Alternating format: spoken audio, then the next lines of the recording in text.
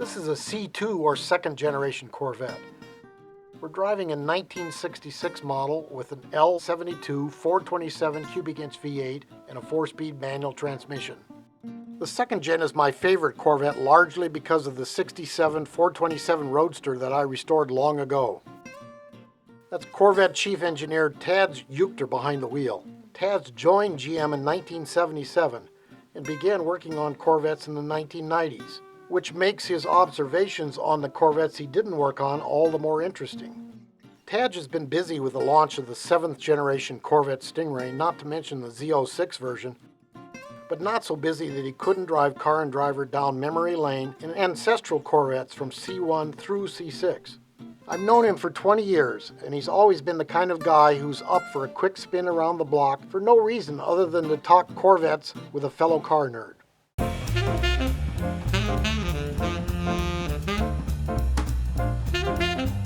Let's go for a ride, Ted. Let's go. The first thing you notice is the clutch feels more like a brake pedal than a clutch. Efforts are extremely high by today's standards. Real teakwood steering wheel. That went away after 66 to plastic in 67. The other thing that's amazing about this car is the layout of the instruments. It looks like real hard mechanical gauges, all individual, laid into a true instrument panel.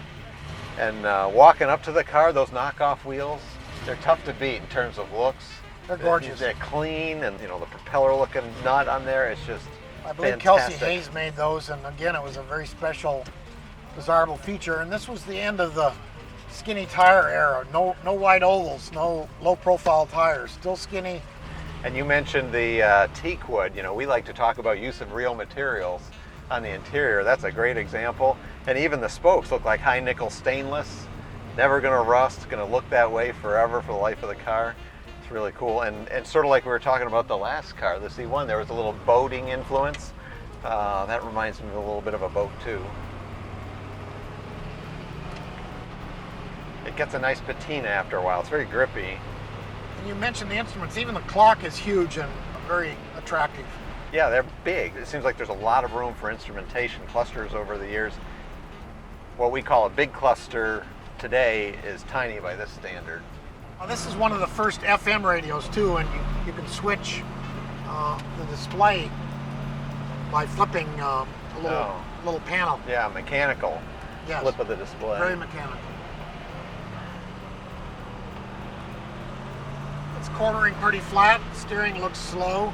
Yep, very slow, but it's somewhat confident compared to the last car. It feels like you could kind of horse this car around a little bit. On launch, they tend to step sideways just naturally. They don't spin or anything, but that's just what they do.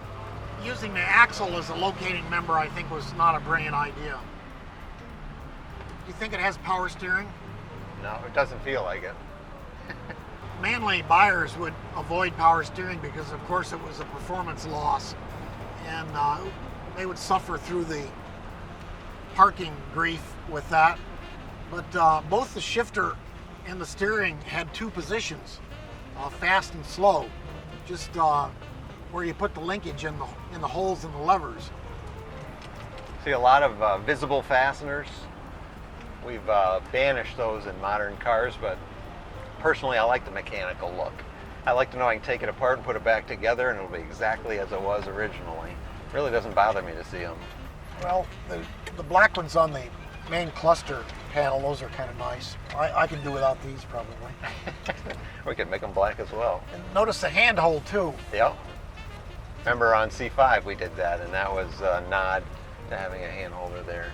The hand-operated parking brake went away after 66 too. I mean, this style, it's in the center starting in 67. Yeah. We did a lot of cars with this. Right. I can remember that, and that characteristic sound, that's very nostalgic. Did you learn driving with that? Yes. Your first handbrake turns were done with one of those? I would not admit to that. My parents are still alive. Okay. They wouldn't mind. No, probably not at this point.